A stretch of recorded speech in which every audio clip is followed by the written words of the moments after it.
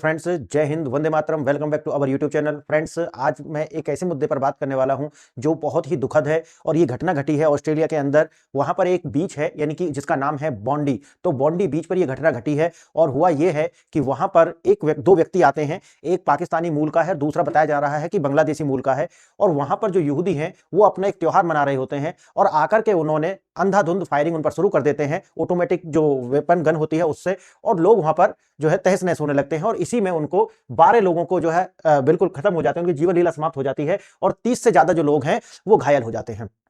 ये बहुत दुखद घटना है और मैं इस पर एक अलग एंगल से चर्चा करने वाला हूं। वास्तव में हम पॉलिटिकली करेक्ट होने के दिखावे में या लोग हमें बुरा ना कहें इसलिए हम जो है सच्ची घटनाओं को छुपा तो लेंगे, ठीक है, हम इसको दूसरा जामा तो पहना देंगे, लेकिन असलियत यह है कि आप जो बाद में आने वाली सी घटना है उनके लिए एक रोड मैप तैयार कर देते हैं। असलियत यह है कि जब तक पूरी दुनिया इस प्रॉब्लम को उसी नजरिए से और उसी चश्मे से नहीं देखेगी कि जो इसका मूल है, तब तक जो है इस तरीका की जो समस्याएं हैं, इस तरीका की जो घटनाएं हैं वो लगातार आपको देखने के लिए मिलती रहेंगी। भारत में भी अभी शुरू में आप मार्च अप्रैल में देखेंगे कि घटना हुई थी जहां पहलगाम के अंदर, यानी कि कश्मीर के अंदर, वहां पर कुछ इस्लामिक टेररिस्ट आए थे और उन्होंने जो है हिंदुओं की पेंट खुलवा करके ये चेक करके कि उनका जो खतना है वो हुआ है या नहीं, यानी कि बिल्कुल जांच रहे थे कि ये मुसलमान है या नहीं है, और उन लोगों को पॉइंट गन जो है उस पर रख करके गोली से भून दिया। और ये घटना, इसी तरीका की घटना अब आपको देखने के लिए मिली है ऑस्ट्रेलिया के अंदर। वहां पर यहूदियों को जो है निशाना बनाया गया है। आखिर यहूदियों को ही निशाना क्यों बनाया जा रहा है? और उसी तरीका से आप देखोगे कि जो हिंदू हैं उनको भी भारत के अंदर पूरी दुनिया में निशाना बनाया जा रहा है। हम देखेंगे इसके कारण क्या है और हम ये भी देखेंगे कि इसका समाधान क्या है और फिर हम अपनी बात को कंक्लूड करेंगे। तो आइए हम देखते हैं कि घटना क्या थी। जो मैंने आपको बताया कि बॉन्डी बीच पर एक फेस्टिवल मना रहे थे यहूदी लोग, उनका एक त्योहार है हनुक्का। हनुक्का जो है ये बहुत पुराना त्योहार है, लगभग 2000 साल से ज्यादा से ये मनाया जा रहा है और यही त्योहार जो है मनाया जा रहा था बॉन्डी बीच पर। तभी जैसे मैंने आपको बताया कि लोग आते हैं, दोनों ही, एक पाकिस्तानी मूल का है, एक बांग्लादेशी, दोनों मुसलमान हैं, और आकर के वो अंधाधुंध फायरिंग उन पर कर देते हैं जिससे 12 से ज्यादा लोग और 30 से प्लस ज्यादा लोग घायल हो जाते हैं।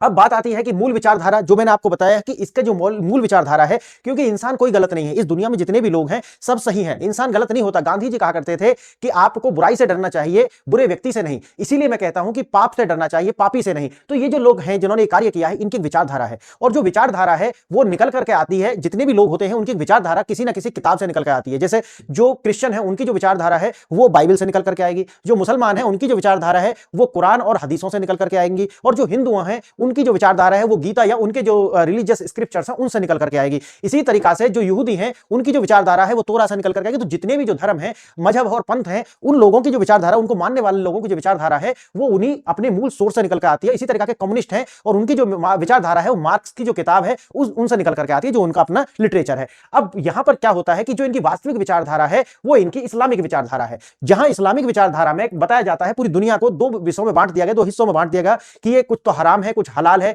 ये कुछ काफिर है, कुछ मुशरिक हैं, कुछ ये जो बिलीवर हैं, कुछ नॉन बिलीवर हैं, यानी कि एक अच्छाई और एक बुराई, यानी कि या तो तुम अच्छे हो या तो तुम बुरे हो। इस तरीका की दुनिया में बांट दिया जाता है। बल्कि होना यह चाहिए कि भाई आप अच्छे हो या बुरे हो, इससे कोई मतलब नहीं बनता, क्योंकि कोई भी व्यक्ति संपूर्ण रूप से ना तो अच्छा होता है और ना ही बुरा होता है। लेकिन जो विचारधारा है, चाहे तो वो क्रिश्चियनिटी की विचारधारा हो या तो इस्लाम की विचारधारा हो या तो फिर कम्युनिस्टों की विचारधारा हो, वहां पर आपको पूरी दुनिया को जो है दो भागों में बांट करके आपको देखा जाएगा। अब यही विचारधारा जो है, इस जो ये जो जितना भी जो नरसंहार हुआ है जो भी बॉन्डी बीच पर, उसके जड़ में ये विचारधारा है। अब समस्या ये है कि जब ये विचारधारा है तो इसका इलाज क्या है? तो इसका इलाज मैं आपको बताऊंगा, क्योंकि जहां से निकला है वहीं पर चोट करनी होगी, तभी जाकर के आप इसका सॉल्यूशन निकाल सकते हैं। बाकी आप अभी जो दुनिया के जो लीडर हैं वो इस पर बात करने से बचते हैं, चाहे तो वो भारत के लोग लीडर हों या तो अभी वेस्ट की तो हालत हमसे भी खराब है, वो इन विषयों पर बात करने से बचते हैं। वो सोचते हैं कि आने वाली इस बड़ी तबाही से बचा जाए, और हो सकता है कि ये खुद में ही एक अंदर ही अंदर चेंज कर लें, अपने लिए अंदर ही अंदर कोई बदलाव ले आए, लेकिन ये होता हुआ दिख नहीं रहा, क्योंकि इस तरह की जो घटनाएं हैं वो लगातार बढ़ रही हैं। और आने वाले समय में आप देखोगे कि इनकी जो फ्रीक्वेंसी है वो लगातार बढ़ रही है। कहीं ना कहीं आप, अब इंटरनेट का टाइम है, आप गूगल करेंगे तो आपको बहुत सारी घटनाएं मिल जाएंगी कि भाई अफ्रीका में इस तरीका के लोगों ने ये कर दिया, इस विचारधारा के लोगों ने यहाँ पे ये कर दिया। लेकिन जो बड़ी घटनाएं हो जाती हैं वहां पर ये चीज निकल कर आती है। अब देखो, ऑस्ट्रेलिया एक डेवलप्ड कंट्री है, वहां की न्यूज निकल करके सामने आ जाएगी, लेकिन जो अफ्रीका के अंदर हो रहा है वहां की न्यूज बाहर आती नहीं है, क्योंकि उन लोगों के जीवन का अपना कोई मूल्य है नहीं। अभी कुछ ही दिन पहले ही अमेरिका में भी इसी तरीका की घटना आई थी कि पाकिस्तानी मूल का जो विद्यार्थी है, लेकिन वो सिटीजन अमेरिका का है, वो जाकर के एक डेलावेयर की स्थान है वहां पर जाकर के लोगों को जो है मारने के लिए पहुंच गया, लेकिन उसको पहले ही दबोच लिया गया। उसकी भी वीडियो मैंने बनाई थी। इसी तरीका की ये जो घटना है ये आपने भारत में देखी, और ये पूरी जो स्थिति है ये पैदा क्यों होती है? क्योंकि जो यहूदी हैं उनके लिए विशेषकर मैं आपको बताऊंगा कि किस तरीका की बातें बड़ी किताब में भी आई हैं, इनकी जो किताब है, और फिर मुल्ला मौलवी जो है वो इसको और ज्यादा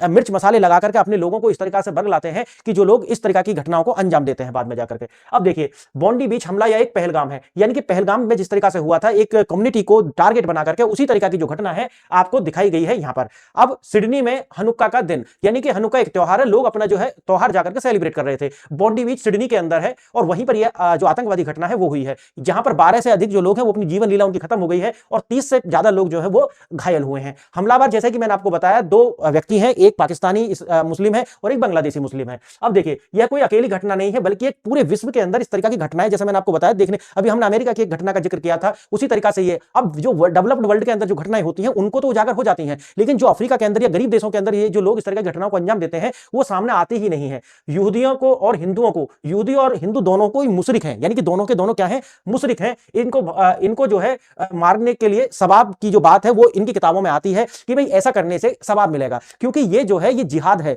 और जो जिहाद में जो जिहाद करते हैं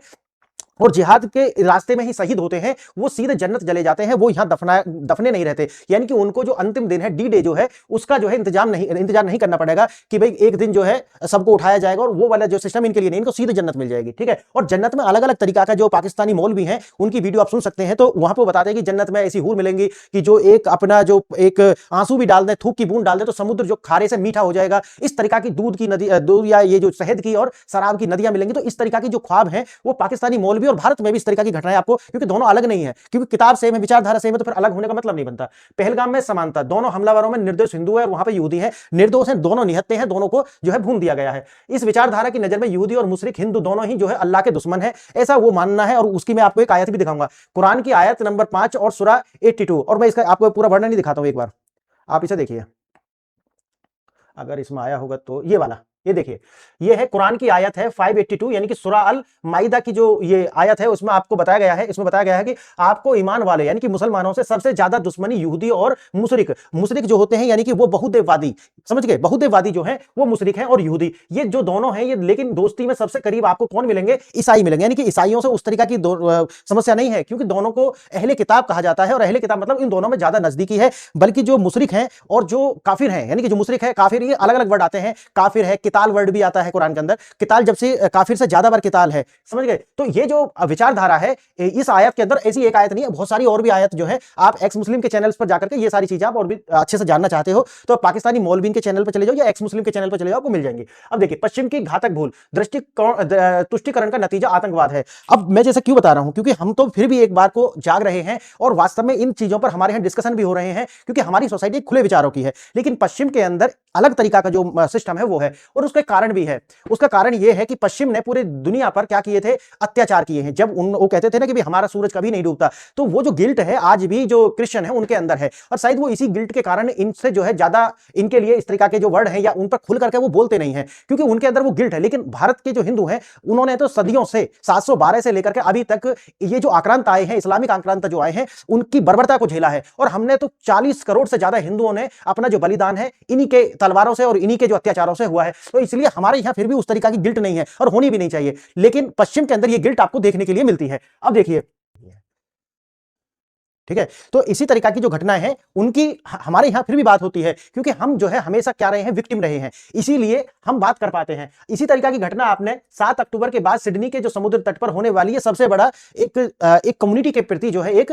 तरीका से बर्बरता है। इस्लामोफोबिया के डर से कट्टरपंथी विचारधारा को खुली छूट दी गई है। अब ये जो इस्लामोफोबिया जो वर्ड है, अगर इसको देखा जाए तो, अगर इनकी घटनाओं को देखा जाए तो ये फोबिया नहीं, वास्तव में एक फियर है, समझ गए। तो ये फोबिया ना होकर के फियर बन जाता है जब आप देखो, एक क्या होता है कि भाई एक चीज होती है कि जो जमीन पर नहीं घटती और उसको सिर्फ ऊपर ऊपर से हवा दी जाती है। अब सपोज कीजिए कि अगर एक कम्युनिटी, सपोज करो इस्लाम की कम्युनिटी यानी कि मुसलमान कम्युनिटी को अगर आप बदनाम कर रहे होते तो उनकी जो जमीनी हकीकत है उनमें मैच नहीं होना चाहिए, और धीरे धीरे जो पब्लिक है वो आपसे कनेक्ट करेगी। कैसे?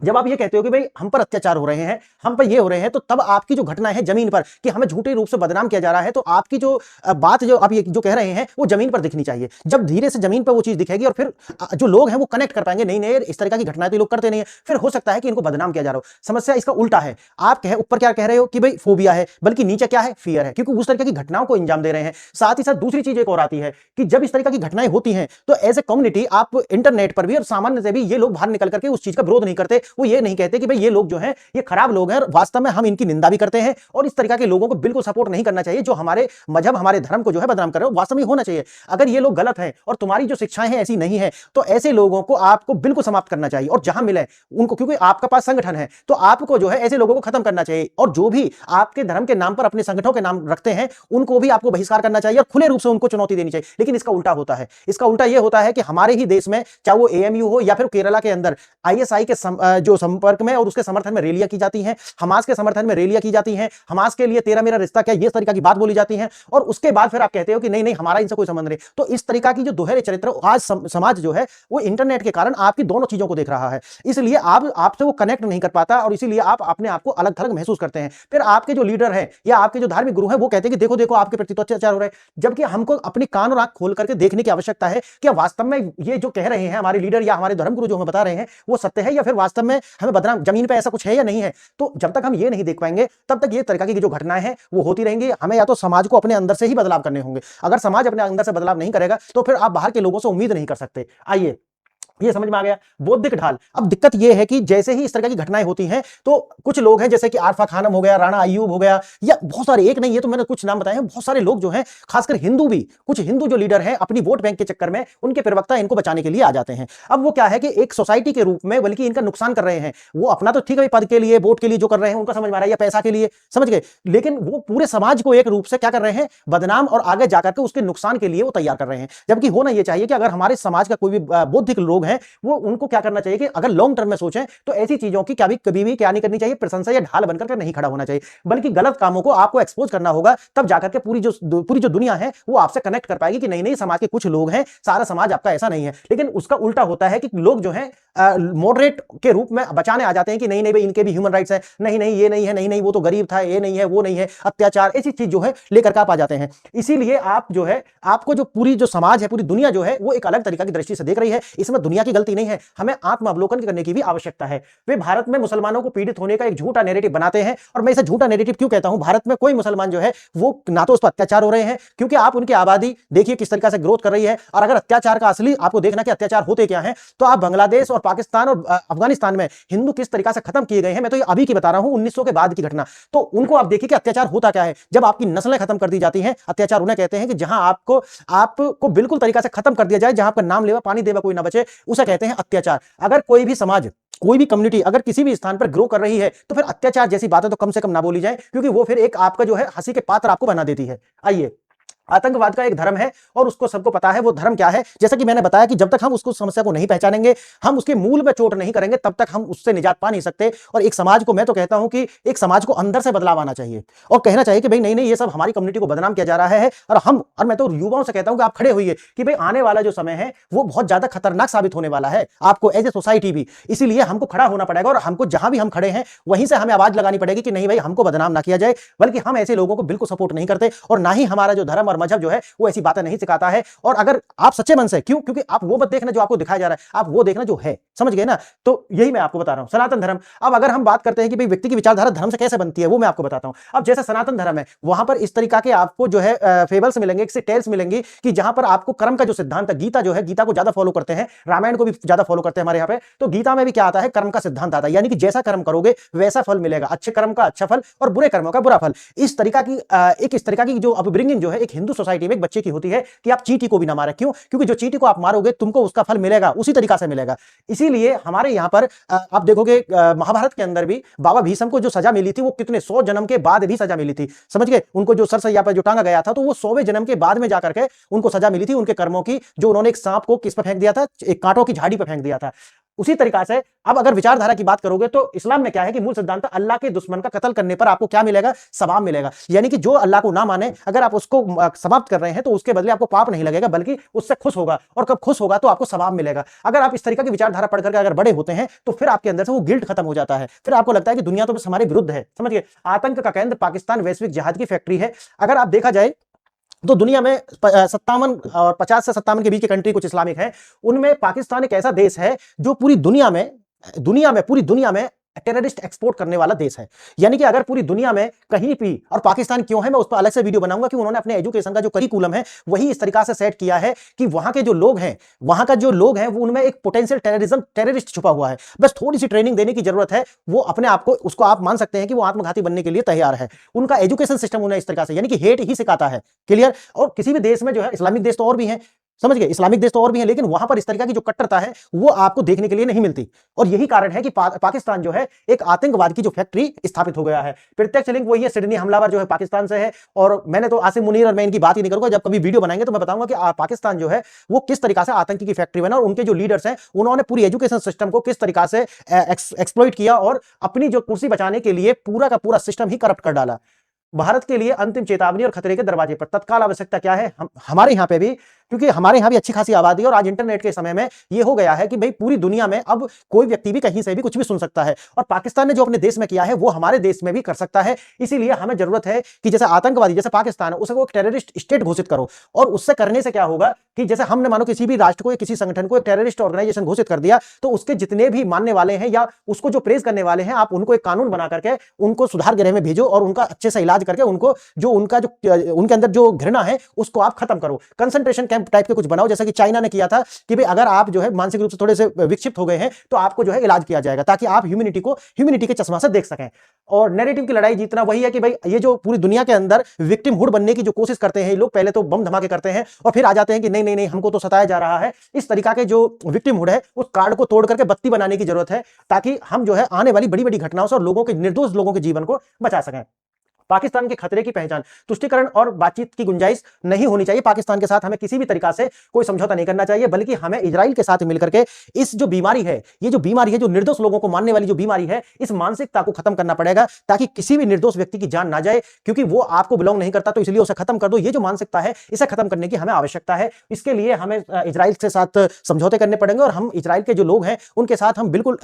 खड़े हैं, और भारत को बिल्कुल उनके साथ खड़ा होना चाहिए, क्योंकि हम दोनों देश ऐसे हैं कि जो इस तरीका की जो मानसिकता के सबसे ज्यादा सताए हुए लोग रहे हैं, एक सिविलाइजेशन के रूप में भी और आज मॉडर्न टाइम में भी हम जो है सताए जा रहे हैं इन्हीं के लोगों के द्वारा। क्योंकि आप देखोगे कि पाकिस्तान और बांग्लादेश, ठीक है मैं अफगानिस्तान, क्योंकि 1900 के बाद अगर 100 साल में आप देखोगे तो हम 3 देशों से बिल्कुल खत्म कर दिए गए। कारण क्या है, क्योंकि तुम मेरे जैसे नहीं हो, और ये इतिहास है। अगर किसी को इस बात से कोई समस्या है तो आप मुझे बताए ना कभी भी कि बांग्लादेश से सारे बुद्ध कैसे खत्म हो गए थे, और पाकिस्तान से लगभग 30% से ज्यादा करीब लोग जो जिस पॉपुलेशन में थे उनको कैसे आज जीरो पर लाकर खड़ा कर दिया गया। बांग्लादेश में ये हो क्यों रहा है? अगर इंसान इंसान को इस तरीका से खत्म करेगा तो इसका मतलब क्या है कि अगर भारत में जुल्म होते तो ये जो आबादी है वो 20%, और अपने आप को कोई कोई तो 25% भी कहता है, लेकिन मेरा मानना है 15% आबादी है, तो 15% कैसे हो जाते? आप इस बात का भी थोड़ा मुझे बताना। मिलकर पाकिस्तान को नेस्तनाबूद कर देना चाहिए। और मेरा मानना यह है कि पाकिस्तान जो आतंक की फैक्ट्री है उससे जो है पूरी दुनिया को पहले तो उसे सही से सबक सिखाना चाहिए, और उसके बाद में ये जो सोच है दूसरों को खत्म करने की, इसका इलाज भी करना चाहिए। फ्रेंड्स, आपने, अगर आपका कोई इशू है, अगर आपको कोई चीज ऐसा लगा है कि नहीं कुछ चीज छूट गई है, तो मुझे बताइए, और बताइए कि और क्या इसके इलाज हो सकते हैं। तो मित्रों, आपने ये वीडियो यहां तक सुनी, इसके लिए धन्यवाद। नमस्कार।